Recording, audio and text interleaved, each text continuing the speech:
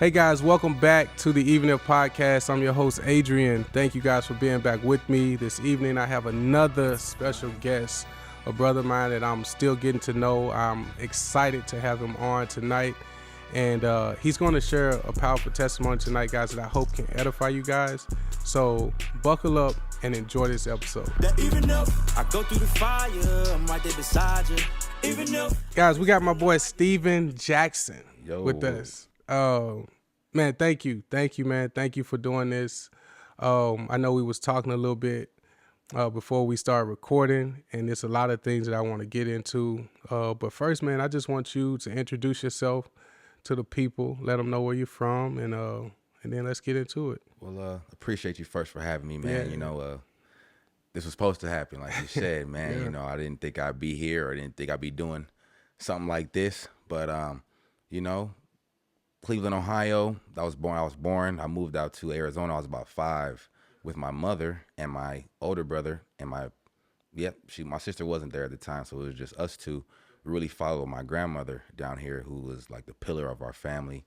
Her husband died. My grandfather died before I was born, so I really didn't really get to know my grandfather, but I heard great things about him. He was a great man, and just instilled a lot, into our family, and my grandma just carried the torch. Grandmas do that too. Yeah, they do. They do. Yeah. I was definitely a grandma's boy and a mama's boy. Yeah.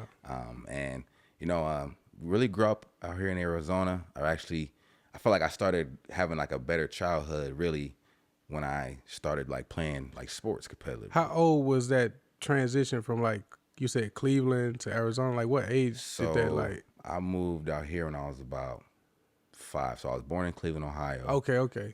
Moved out to Arizona. I mean, my dad, he's a different man now. Praise the Lord. He's definitely just, follower of Christ, and, used to be in them streets, slanging dope and, just out there. My mom wanted more for us. My mom wanted better, and so. That's a good mom. My grandma moved out from Detroit, Michigan, where she was at, and like they also were in Lorain, Ohio too. So they were in both places, but moved out to Arizona when I was about 5. And really just, that's when I really like clung and got into sports really, and my life really was on a trajectory of sports. It was either go to the league or that's it. I don't know what's going to happen. Nah, for real. You know what's crazy too? I think I mentioned this. I talked about this before, like in our culture, in Black culture, like especially from a young age, we either handed the ball or we handed the streets, especially if we don't have a covering, like with our family. It's like those are only two options. I think we was talking, like I was talking about the doctor that I interviewed, like how we don't highlight these figures in our community for us something to point to. It's only the athlete or it's only the D-boy. And for me, that was still attractive. It's like because we see somebody getting money, see somebody getting girls, and it's like, well, I guess that's what I'm supposed to be doing. And both avenues could get me there. It's just this one I might die sooner. I might get locked up sooner, and this one is going to take a little bit of luck. But no, for you, man, Arizona, I've been out here myself 13 years now. And you say you practically grew up here, got into sports, and you said that transition with your family, your mom, specifically and your grandma, right, came out here. What was those early years like? I know you had sports, but what was that, because that's a different. Yeah, I'd say we weren't the poorest, we also weren't the richest, of course, but, my mom was a single mom of 2 growing boys. My brother is 7 years older than me. Okay. So, like, we really didn't get close until we got older. So, like, mom's going to work late nights. It's just us two at the crib. And, sometimes she'll leave us some money when she could or she can. Some days we eating surf sandwiches, eating ketchup sandwiches. And like steakums. At all times, But mom always provided for us. She always came through. Granny was everything. She still is everything, but she definitely took care of us for a while. My mom that would be the person my mom went to her. My granny didn't play no stuff, so she gonna give you her lip and she gonna give you her mind. Facts. And truth. Facts. But she's still gonna help.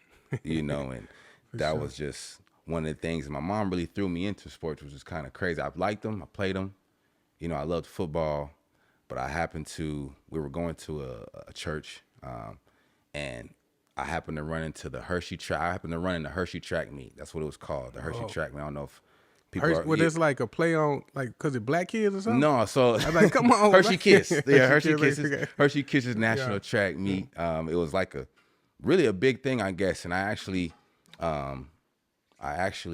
like placed, like running a 100, 200. I actually made it all the way to state and got like third or fourth. Sheesh. And I was one of the younger kids I was running against, like older kids too. So, that happened. My mom literally talked to a track coach. His name was Steve Carson. Shout out Coach Carson. Yeah. Literally was like, all right, go ahead and just drop him off at the track. Literally, my mom said, hey, baby, come on, put your shoes on. We going, like, we going out. I'm like, all right. We drive up to Chandler High School, where I went to high school, where I was my alma mater. Literally was like, get out. You running track. I'm like, what? What? Get out. I see all these kids. I'm like, Yeah. all right, like, I guess first day, they tell me take a lap because I'm talking. I run the opposite way. That's how I know. Like, I didn't know anything about track. Like, and it was the start of a beautiful thing, though, because that's where I literally met friends, my brothers, who are still my brothers to this day. Yeah. I met that was the village. Yeah. Really, and just seeing a lot of things, running track meets and growing up with brothers playing football with them. And, everybody's from different sides of Arizona or from California. And we all just a melting pot. Literally, I'll never forget it. Shout out my boy Ashton, had my first garage party. That's when I first saw like girls like dancing on young kids. I'm like, what's going on here? Like, and literally just changed my life, and man.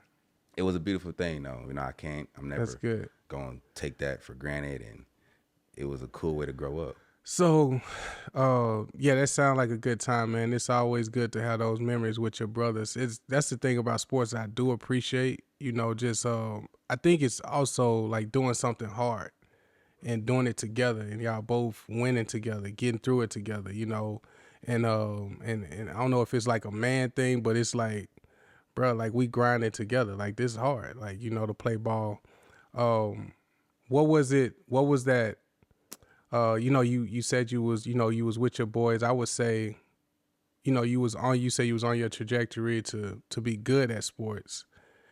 What happened? Like, how did that come to fruition? Like, what was the catalyst? Like, who was like in your ears saying, Steven, you can do this. You can possibly be this. I know you had your boys around you. Did you have family too? I had family, and I also had, God bless him, his name is Johnny Rutledge. He actually played in the NFL. He was one of the like figures in our church, as I was growing up, and he was drafted, went to a big school, and literally was like seeing me play. Came to a few of my games. It was like, you get your grades, you can go anywhere. You get your grades, you can go anywhere. I'd never forget him telling me that. You get your grades, you can go anywhere, Steven, and play. But what did I decide to do? Like a young person does. I want to do what I think is better or what I think is cooler. And worrying about girls, and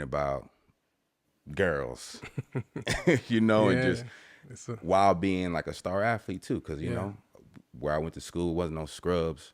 It was all the start of a trajectory of Division I athletes, NFL players. Chandler it was already like a pinnacle for sports and being an athlete, and like we had Gatorade Athletes of the Year going there. We had big time athletes there, so it was kind of like I'm the man around here. So but I'll never forget it, and he always used to tell me that, and it was just it was more like somebody taking you, not that you wanted to go. You was more like, I was getting brought, Monday. My mom also and my stepdad also worked in the church too at a period in time. So like we were there Monday through Sunday or Wednesday through Sunday, or like, and it was kind of like, all right, I know God, but I don't know God at the same time. I was just there, just to have fun, and I'm making. I worked at the Starbucks at the church, so like I'm making energy drinks and making a little money, and so like God really wasn't on It the was forefront it of. was what they say. They say this about like you knew God by word of mouth from other folks. Yeah, You I didn't know my know mom going was on for praying. yourself though. Like yeah, I know that. I think we all been through that stage. I know for me, like I only knew him based off of like share with you, like my sister. It was tied to my mom. Like it Hmm. wasn't nothing that I did for myself. It wasn't my faith was tied to just cause my family. And then I'm in the South, Bible Belt. Mm. Like shoot, it's like a church on every few blocks. You know what I'm saying? But I get that, man. Like, and that shows like what we gonna get into a little later. But because I'm gonna come back to that. But just that you weren't being discipled, and like just the same way I wasn't. It's like people just telling us to go somewhere, but not teaching us about the foundation of why are we even meeting? Like why Mm. we keep coming here? Like what does this even mean? It's just that just come to church and that's it, and that's unfortunately happened to a lot of us in our life. Um, but yeah, now I wanna kind of keep going because I know you shared like some you said something about your dad, in the beginning, and now you have a stepdad. What was that like to like having your stepdad at this stage? You a star athlete. Your mom's got this new man. Your dad, I don't know if he's still back in what Ohio. Ohio, yeah, Yeah, yeah, and And what was that doing for you as a young man? um, as a young man, I feel like you search for examples to follow. You want to be a certain type of person, or you want to be like somebody, and um, he's a great man, you know, but at the same time, there were you could just tell like you wanted more, and the transition was kind of like he's here, Hmm. but we really don't like him. But at the Gotcha. same time, he's beef with my brother. Him and my brother going back and forth, Hmm. and I'm still a young kid, so it's like, well, I don't know what to do. I'm gonna gravitate. He's buying me stuff, Yeah. like he's doing things for me. But at the same time, it was like, well, I seen this a couple of times, just arguing, little things. Parents have they fights, You Yeah. just see things, and you're just like, well, I know I don't want that or want to be like that. Yeah, at the same time, it's like, well, he's also taking care of us. He's also, you know, Hmm. being here, unlike my father was, and Yeah. and he decided to choose other things over us. That's why my mom left him in, the long run. And everything happens for a reason. My little sister's here. She's a blessing to the family. Yeah. And that was kind of like, I'm gonna say a shocker, but it was like, oh, mom, you.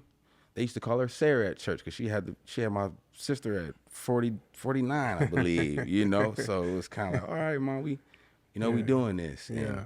just to see, he did have a lot of kids Okay. outside, I before, got you. and getting to know them, having stepsisters, and it was a lot, Yeah. and that's why I gravitated towards my friends so much, Yeah. because it was like, Yeah. well, I want my own thing. I'm gonna do, I gotta find my lane.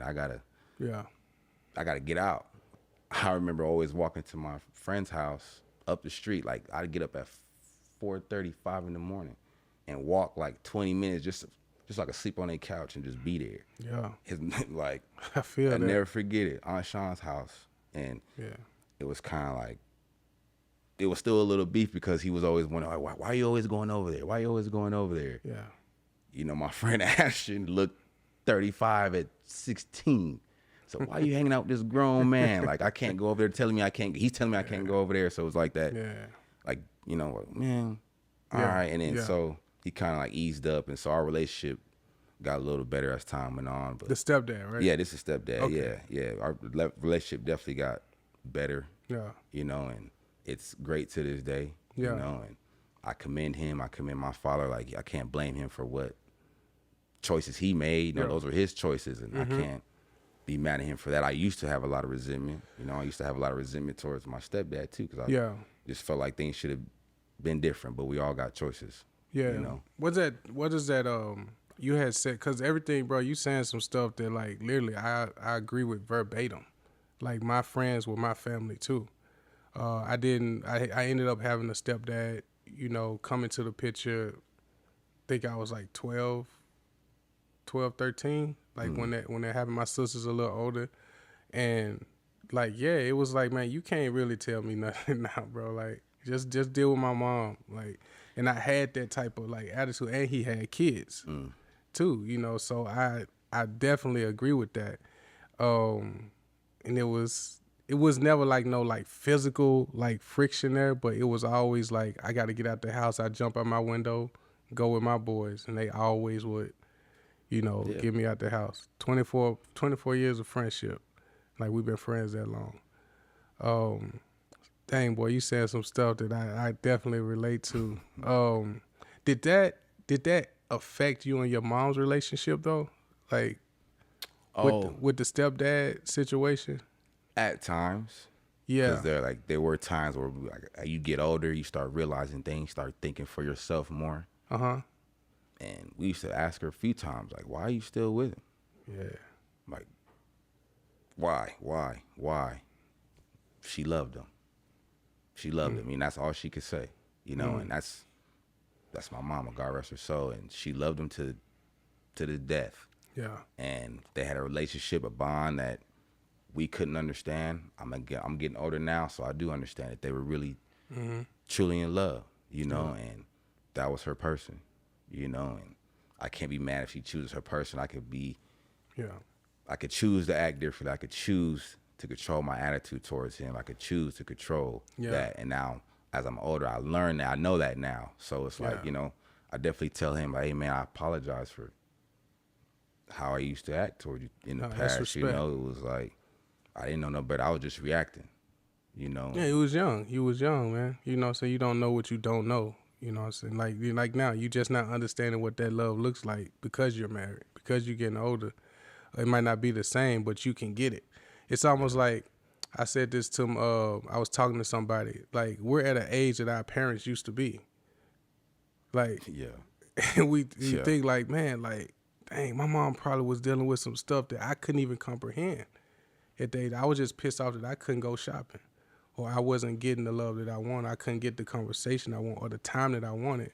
right. But fast forward, like she was once 38, she was once 25. We don't know what their life was like growing up in the 80s and 90s. You get Mm-hmm. what I'm saying? Like, and a lot of us have to give our parents grace in that area.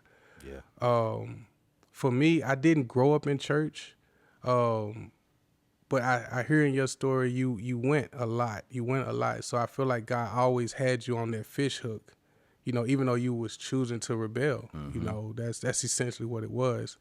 So in your rebellion, what was that? How was it living like that, knowing that you was going against what grandma or mama was trying to instill in you at a young age? It was trying. But it was good at the same time. Like, they're trying to instill values in you, but you watching things on TV, you listen to certain music. You see how, you see how other families are, and so you want that for yourself. Like, my friends always knew all their cousins, were close to all their cousins. I wish I was closer to all my cousins. I wish I had a whole bunch of cousins out here, but Mm. that wasn't that wasn't the case, And I still got cousins I'm trying to build relationships with, training to build relationships with. Yeah. And that comes with the territory. Like you said, I've grown up, and living, trying to, or not even trying to rebel, but like really rebelling. I mean, you either gonna get away with stuff or you not. Like, I used to get away with a few things. Also used to get caught up. And Yeah. so, I mean, taking my phone away or grounding me, it was like, all Just all right, the stuff. Yeah. and but it was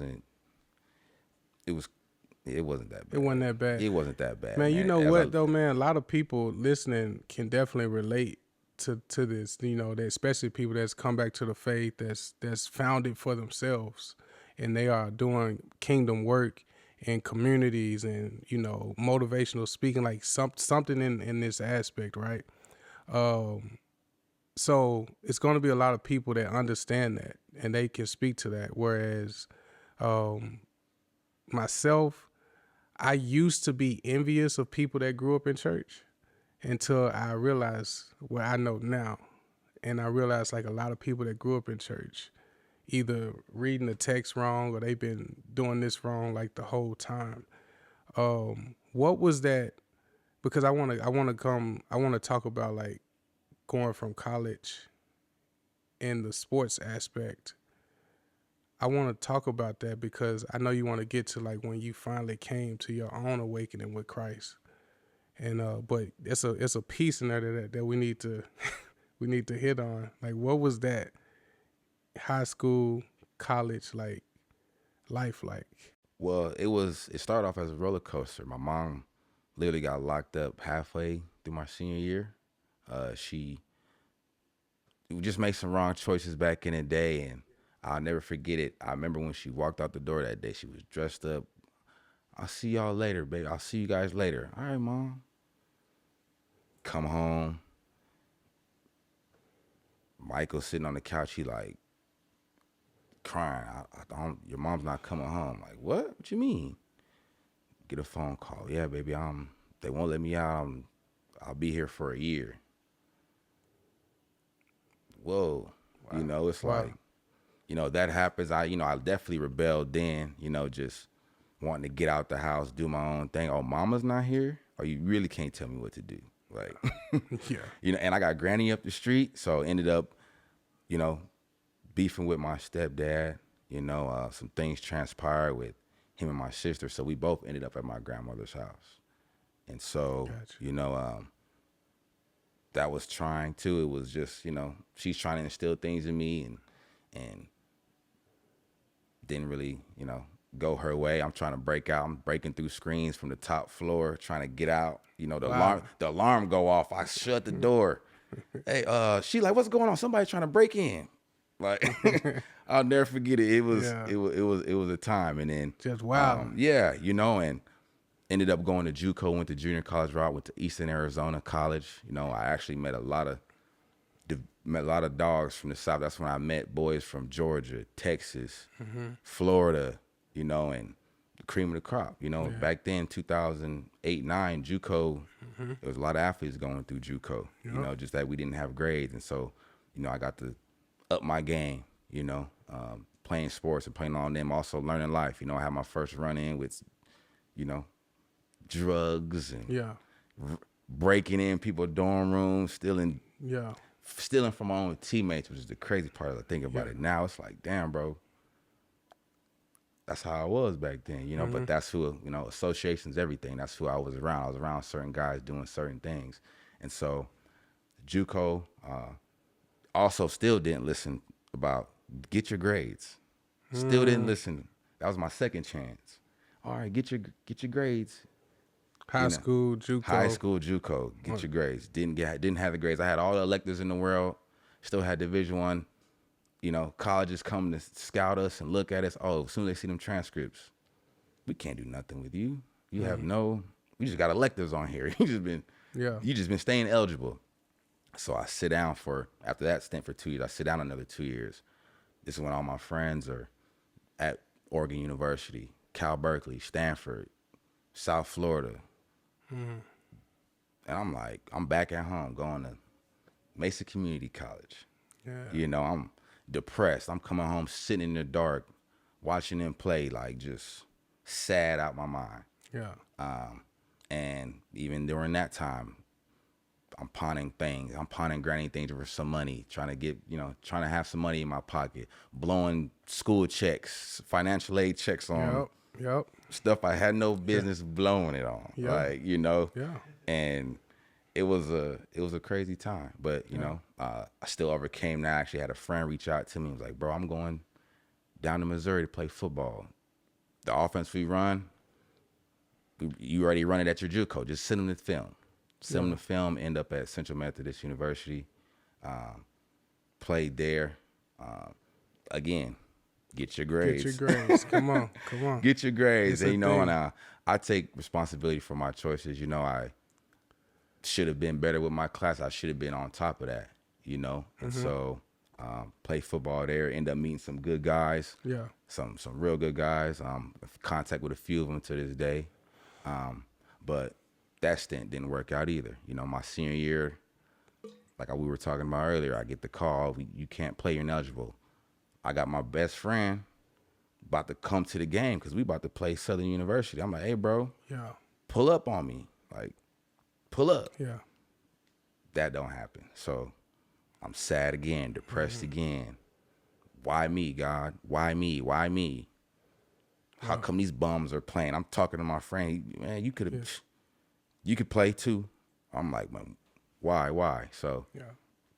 that happens. That's literally when I come back home. I was out in Missouri, homeless, sleeping in friends' cars, 3 hoodies, 3 sweatpants in wintertime, and Yeah, in Missouri too.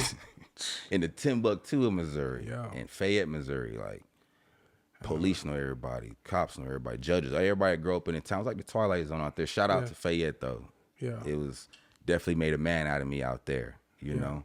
And so that was literally like my football like window. Had a few tryouts for the CFL, didn't really pan out. I wasn't training like I was supposed to. I was already like in my head like it's over. I'm just doing this to look good, to save face for Yeah. everybody I'm around, just to say, just to talk about when I come home. Because when you come home and you're a big time sports guy, what you doing now? Mm-hmm. What you doing now? And it's like nothing. But Yeah. you can't. I'd rather not show my face at all. All right. So you said save face. What I want to say about that is, before I transition, is a lot of people that come back to the hood that could have been, that should have been, but because whatever happened, be it grades, dumb decision making, and then it's usually in that moments we cry out to God when it's our fault. Yeah. And Yep. that's the most humbling thing that I've realized now, even in my walk today, is when I try to say, God, like, why am I still dealing with this? I thought I got past this, and sometimes I get convicted because right away it's like, well, I gave you an opportunity to stop doing that. Mm-hmm. You didn't take it. You decided to look past the opportunity I gave you, and you want to keep going, act like I'm not here. Don't blame me for something you kept pushing through to do. Yeah. I had you going this way. You decided to keep looking like this while I'm pulling you. You like to look like a kid when you tell them to come on and they looking back. Like, look over here. And that's how I feel like God treats us sometimes, man. But no, I know a lot of people that can resonate with a lot of folks, man, especially people that played ball that was good, that was like 5-star athletes, 4-star, 3-star. But you had to come back, man. You had to sit in this, and you mentioned depression, something I've dealt with. You mentioned trying to save face, trying to continue to just still be the guy in some aspect while being pissed off at God. When did you start to come out of that? When did you start to come out of the resentment and frustration of what could have been, what should have been? When did that started happening for you? How old were you when that happened? Shoot, I'm 34 now.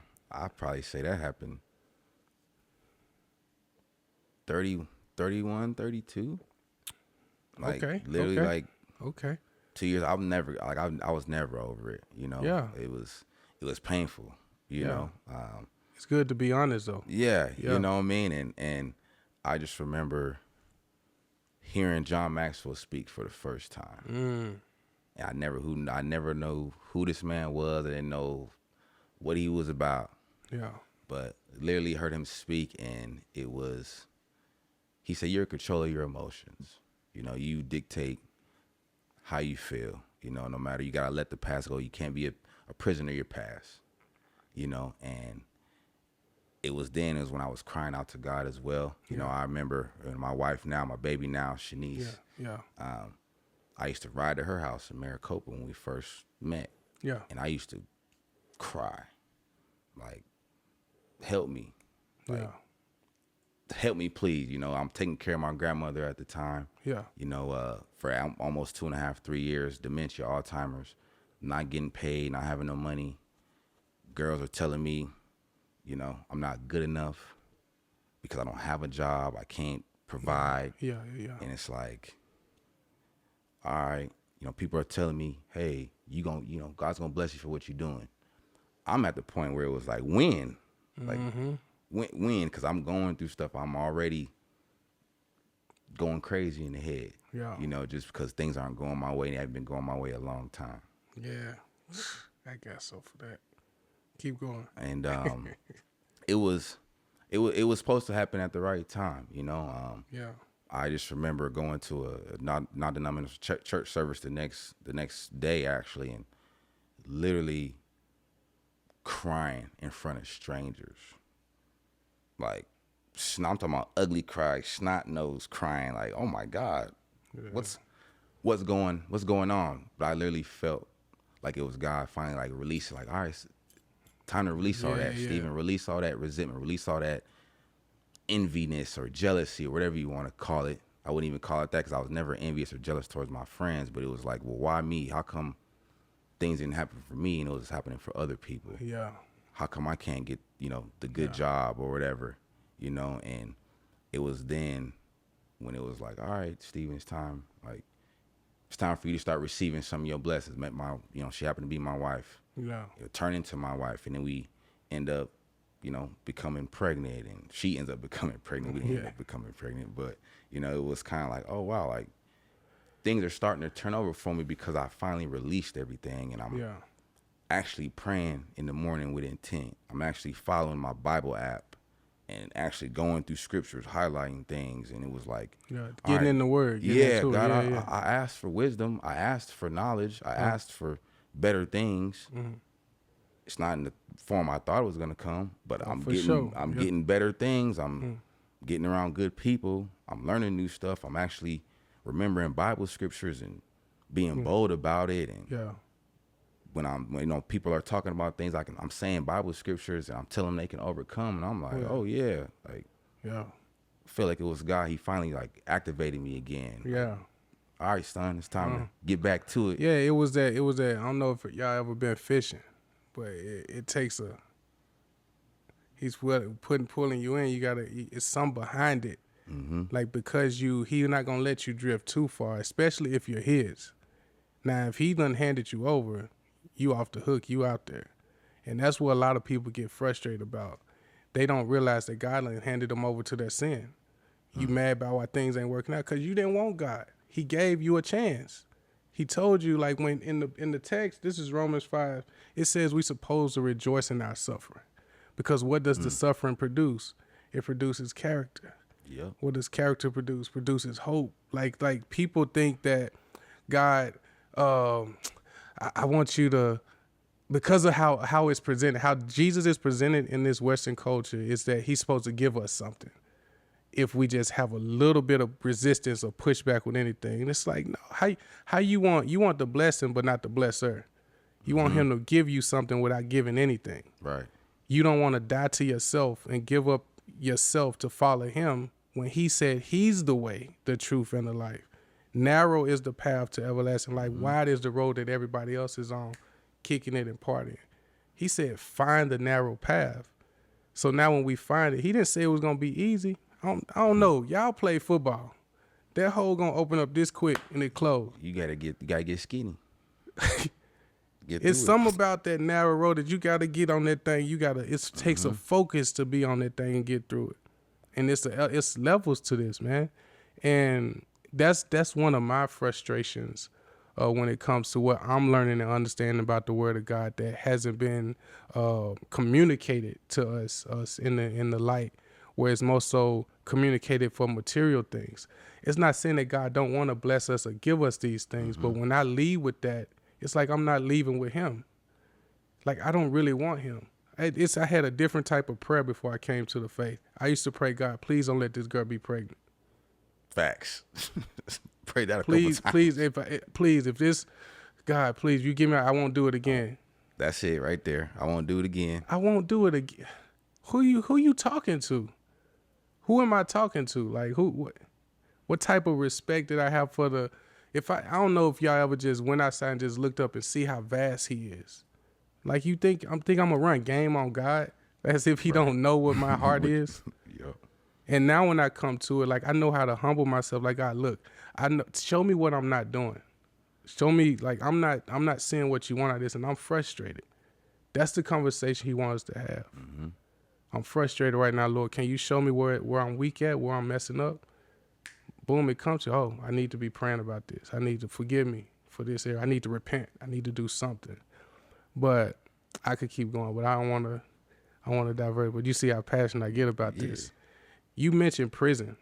You mentioned when we were talking off camera. You mentioned that you did some work in prison. Yeah, I was a CO at Perryville for about 3.5 years, almost 4 years. Yeah. You know, I never thought I'd be doing that, but it was literally. I'm back. Like I said, I came back from school, so I'm. You know, I'm. It's crazy. So I used to lie to my grandmother until I was going to job interviews. I'm just getting dressed up and all right, I'm going to job interviews. Man, I'm going to the homie house. We rolling up, and I'm coming back, dropping Visine spray on. Like, all right, like.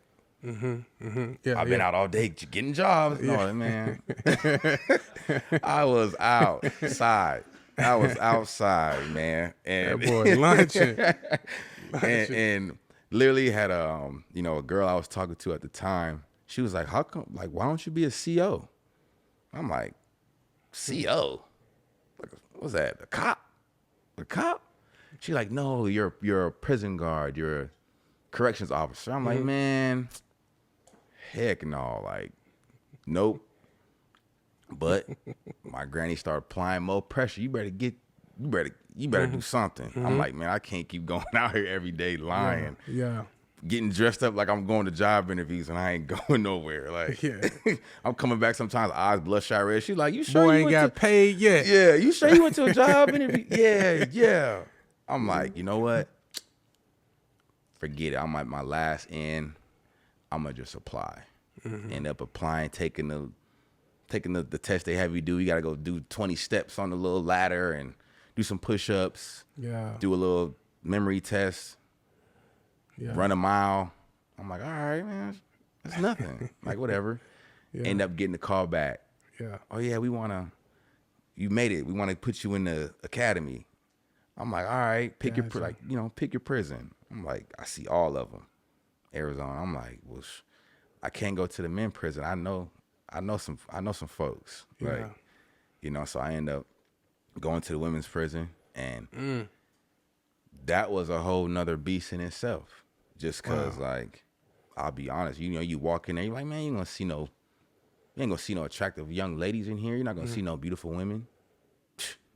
No, there's beautiful women in the prison, just like there's beautiful women all around the world. And so it was like, oh wow, like, and I actually know some of the inmates. Like, my first day, like locked up. like I'm like locked up, medium yard. I'm with lifers, Wow. gangbangers, like, people who are on Snapped, and I'm like, first day in, I see 3 people that I know, that I grew up with Here from like here in Arizona. Wow. And I'm like, this is crazy. Like, this is crazy. And, I my level for a woman, like, the respect went up. When a woman says, "Oh, I felt like a piece of meat."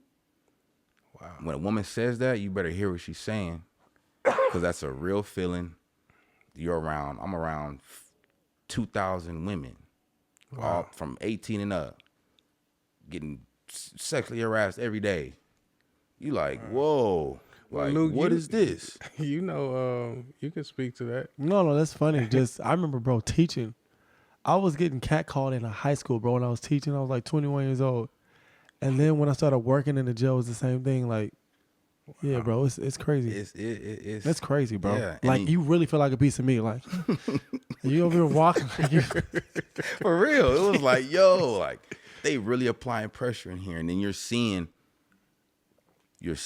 officers get caught up with things. You're seeing stuff, and you're like, oh man, like, this is crazy. You're not supposed to treat people any special type of way. You're not supposed to, like, not single hand, like, just like output somebody, but you end up finding out what these women did. And sometimes you're like, oh wow, this nice lady who's been real respectful to me, oh, she didn't stuffed her baby full of drugs. Oh man, don't tell me. Yeah. And then, like, crossed the border, cut the baby open, and took the drugs out. Or women are stuffing things up children. Yo, you was hearing this? Yeah, Like, wow. yeah. Because they're, the inmates, you're talking to everybody, perceptions, everything. So you have to talk to everybody. You have to appease to everybody. Yeah. So then you got inmates saying, Jackson, don't talk to that B word. She didn't da-da-da-da-da. The whole yard like, yup. And you like, you gotta like, you can't treat them that way though. You gotta treat everybody the same. But then you find out, oh, they were molesting little kids, little boys. Oh wow. Like, oh, she didn't shot up the school, or she didn't kill. And it's like, oh, okay. Well, I got a certain standard in here, so you know what? Y'all gonna have to respect it, or I'm gonna be a different type of person in That's here. so you was what was the position you were in? CO, correctional So officer. you was a correctional officer, and Luke, you were A chaplain. a chaplain. So if he's hearing this from the inmates, and you got to go in here and pretty much preach to him, Yeah. like, So a lot of times it's like, and it's different too. I don't know. I was going to ask too, because for the men do all they mess outside so that they can brag about it when they go to prison. Like they want to be the top dude. Like, yo, I did A, B, C, D, and E. And then when they talk to me, it's like more humility. I got one dude crying to me because he, committed a double homicide, and now his baby mom and his kid is on the outside, and there's beef and stuff like that. For the women, were they bragging about any of the stuff that they was on to, or was it more like shame for them? It depend on the inmate. I mean, some of them would try to like brag about what they did, or try to come in there and be, boss hog, or whatever you want to call it. Yeah. But then you'd have some that stayed to themselves and were really, like you said, ashamed, and like really just felt like I'm in here and now I gotta deal with it, And Did your mom going to prison have any effect with you choosing a female prison? and no, it's crazy. No, it didn't, because there was a time where I'm not gonna say I forgot she was in prison, but when I was first making my drive up to the prison, and there's literally like the medium max custody side, and you have like the low minimum side of Perryville. And so I remember when I was going to visit my mom, a couple times I did, driving in there, making a right, and then parking and having to go through like security or whatever. And so literally my first day there, I'm like, why does this seem so, like, why do I remember this so vividly? And then it just popped in my head like, oh, it's where mom's was at. I'm tripping. So then when I told, moms I was going to be a CO, baby, be careful. Them women that try to get you. And I've seen officers, so be careful. I'm like, all right, mom. Like, it was something, and it was like, well, I need a job. So I got to do something. that boy said, I'm gonna do scared straight up. I'm gonna do, and and get that thing. it made me a different person too, man. I was a lot more aggressive. The way I talked to women, the way I was like, I didn't even see it carrying on the outside until I was out with some friends, and a friend, she was like, man, like something's different from you, talking real aggressive. I'm like, I see. I'm like, what? No, I ain't, like, da-da-da. And literally I get home, I'm like, damn. I was talking crazy. I be talking to these women crazy. And it's because I'm going into prison. There's women in there, inmates 6'5", big girls, the few Hispanics thinking they real tough and like trying to talk to you crazy. So I'm like, well, you know what? We could turn these cameras and we can go in this room and what's up? Like, I'm about all that action, boss. Like, and that's how I literally had like the respect of all the inmates stuff. Cause I told them, I ain't trying to come in here and be super cop. Y'all live in here, I don't. I get to go home. So y'all do y'all thing. I'ma do my job. If I tell you something, do it. I shouldn't have to tell you 3 times. And it was. I used to talk to people crazy, bro. So to that, you said you was talking to women. Now your wife, did that ever carry over into this? Well, y'all married now. Yeah. Like, was it something that you knew you had to like deal with too? You were saying you was crying out to God, being healed from things, and was that one area that you ever like have that side come out towards your queen? Uh, when liquor is involved, Always. always, right? I mean, I remember she took me out. She was the first person to take me out of this country, St. Lucia. I'll never forget this trip. It was a fun trip.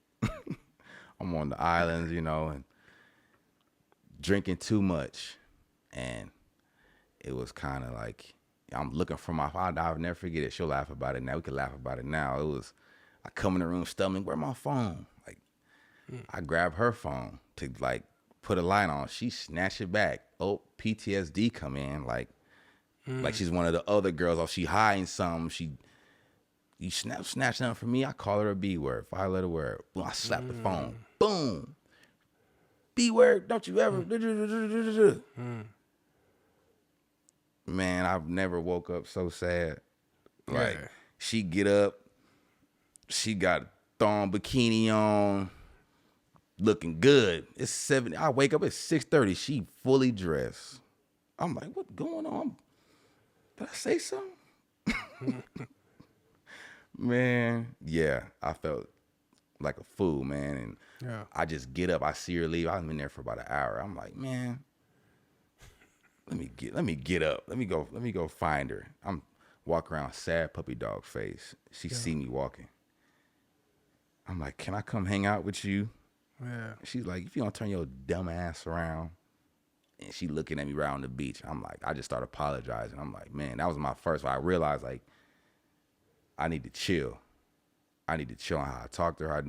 If I want to marry this woman, if I want to do all this stuff that I talk about that I want for my family and I want for myself, and I got to be that example. I got to control this tongue. I got to learn to control my emotions even more. I got to have control not to drink so much and be that fun guy that, Esteban, when Esteban come out, ain't nothing shutting me up. And I can talk with the best of them. You want to throw down, let's go. I'm with it, and Yeah. that person hasn't came out in a long time. And Yeah. I'm glad to say that, but wedding coming up, so we get to Yeah. have some fun. Yeah. And so would you say this new season of your life where I know you've been texting, you've been talking about just the things that, God's been revealing to you, you've been in the word. What do you feel like it's the primary area that the Lord is dealing with you on in this season of your life? Really, on my relationships, I feel like he's really been testing me. I ain't gonna say testing me, but like, No, it's a test. yeah.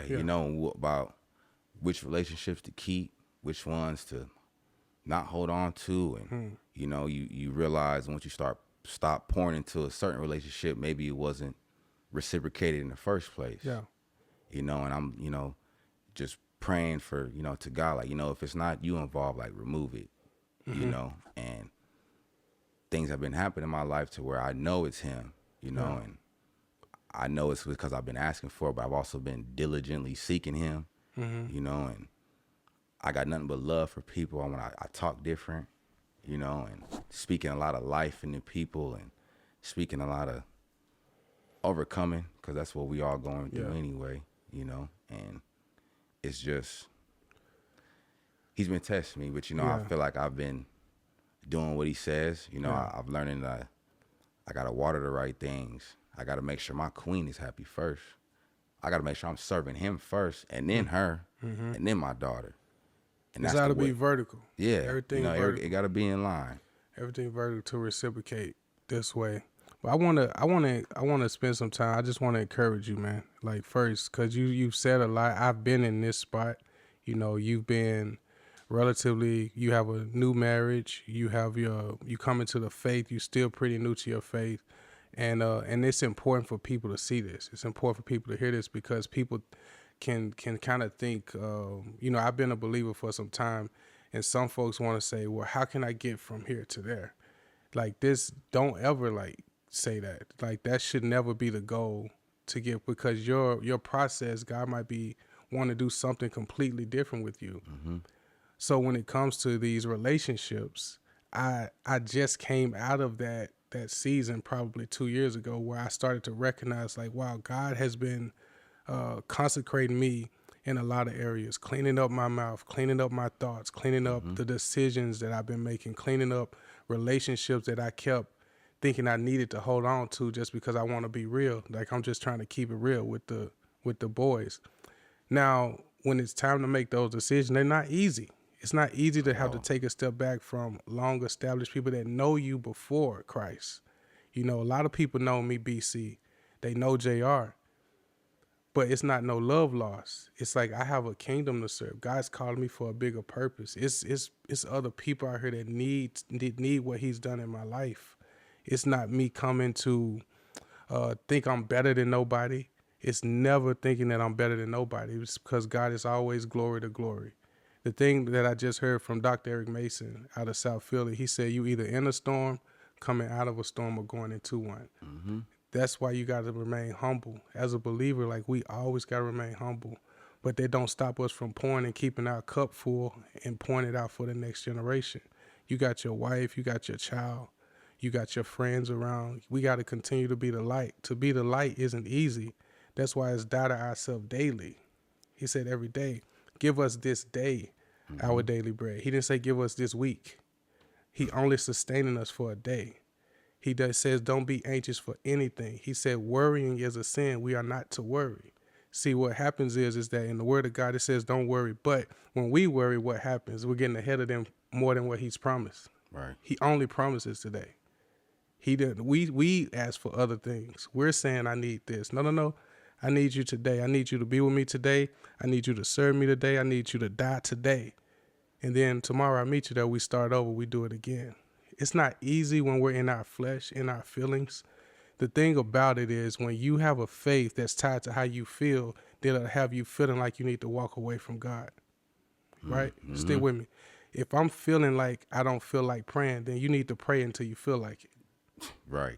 You need to seek him until you feel like it. That's facts. You know what I'm saying? Yeah, no. Yeah. And so when you get to these hard spots, you know, like you got my number. We gonna be talking. I'm here for you, whether it's with marriage, whether it's with just life, walking it out, like everybody.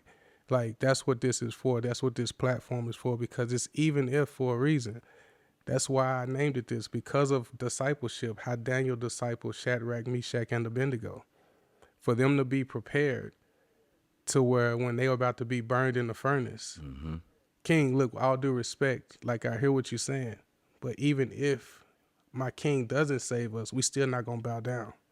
And that's what we're doing here. Even if God don't give me this gigantic platform, I'm still gonna do this kingdom work. Right. It may not be at the level of secular stuff, but that don't change what God has called me to do. It's all about going after the one, not the 99. Mm-hmm. You know what I'm saying? So that's my encouragement for you, man. Like walking away from this, everything you shared today is so important. It's so important for people to see this. It's so important for people to hear this, especially people that are new to the faith, thinking that they have to be polished right away. See, gosh, I feel like there's so much I want to say. I gotta say this, man.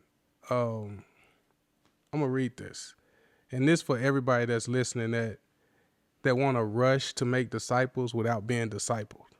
And I'm gonna read this. This is Philippians 2.